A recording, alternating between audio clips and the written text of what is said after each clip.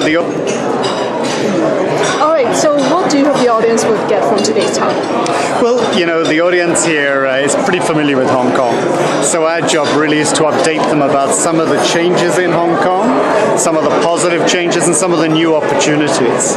And I think the thing that many people, both in Hong Kong and outside of Hong Kong, have yet to get to grips with is the growth in the number of startup entrepreneurs in Hong Kong.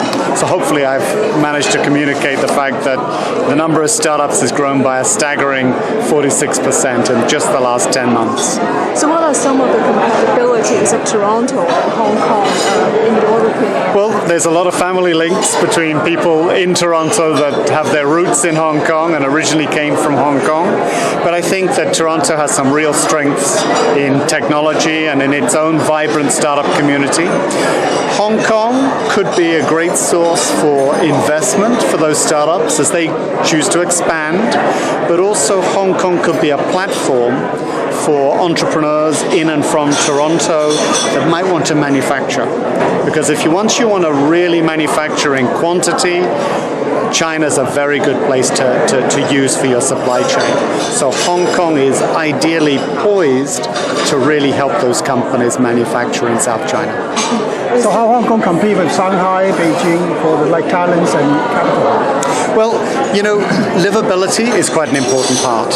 Many of these startup entrepreneurs are choosing Hong Kong not just because of its business potential, but because they are excited by the vibe of the city. They're excited by the fact that Hong Kong is a great place to live and work. So people are coming to Hong Kong because A, it's very easy to set up.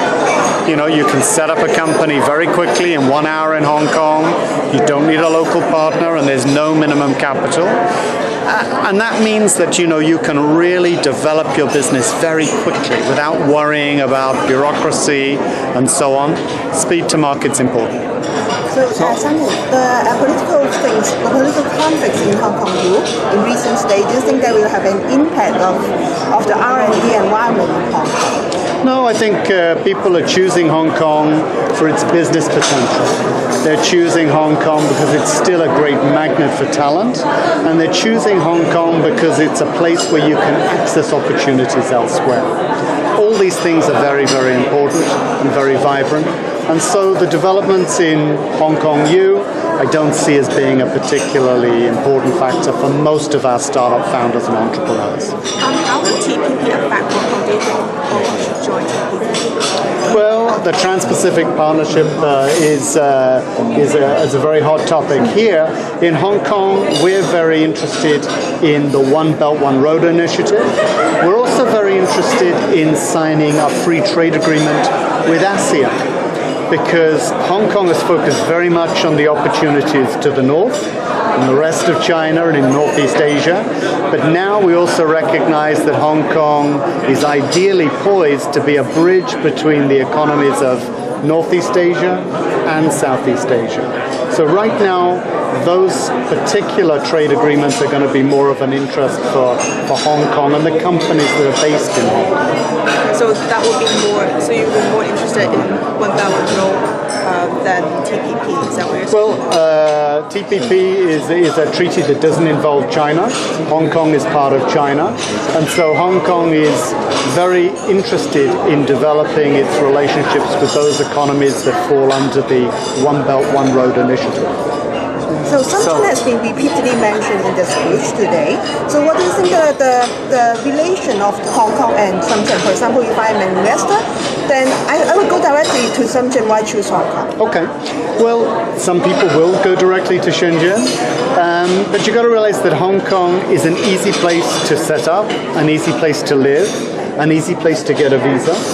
And so, for entrepreneurs, those are quite important factors when people are choosing where they want to take their life savings and begin a new business. Shenzhen's a great place to find all that manufacturing capability, but from a legal perspective, from a tax perspective, from a quality of life perspective, many entrepreneurs would pick Hong Kong for those types of activities. So specific questions may or may not be in your field. In the past October long weekend, we see a lot of Chinese people purchasing in Japan and Korea. Does that mean the shopping environment deteriorate in Hong Kong, or is there any impact of the retail industries to Hong Kong as you understand? Well, Hong Kong still is a major city when it comes to tourism. The number of tourists that came last year reached 60 million people. Even if that number doesn't grow, the fact that so many people come to Hong Kong to shop is enormously important for Hong Kong. But I think that over time, the types of products that these visitors from mainland China, but also elsewhere in Asia, will come to buy will change. I think there'll be a less reliance on just the top-end luxury brands, and we'll see a broader range of products, services, and brands in Hong Kong. But you're right, I think that mainland visitors are also very open to shopping elsewhere in Asia, and we often joke that the new TST is not Tsim Sha Tsui, it's Tokyo, Seoul, and Taipei, so there's competition there too. So what's the current situation of Canadian investment in Hong Kong? Well, the Canadian business community in Hong Kong is very large. The Canadian Chamber of Commerce in Hong Kong is one of our most established, one of our largest chambers of commerce. What we want to do, though, is we see a lot of very big Canadian companies, the big banks, the big insurance companies that have been established in Hong Kong for many, many years.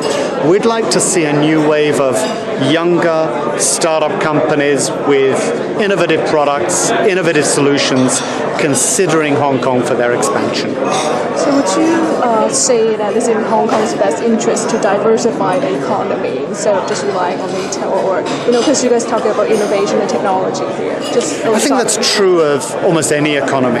But I think what a lot of people overlook is that Hong Kong as an economy is very successful in reinventing itself.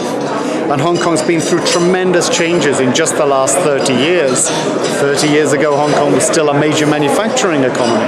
Now we're probably the most service-oriented economy in the world. So I think that Hong Kong has to continually evolve. And I think that aside from being a leading financial center, a leading tourist hub, this wave of high-growth, globally oriented startups is something that offers real potential for Hong Kong's future.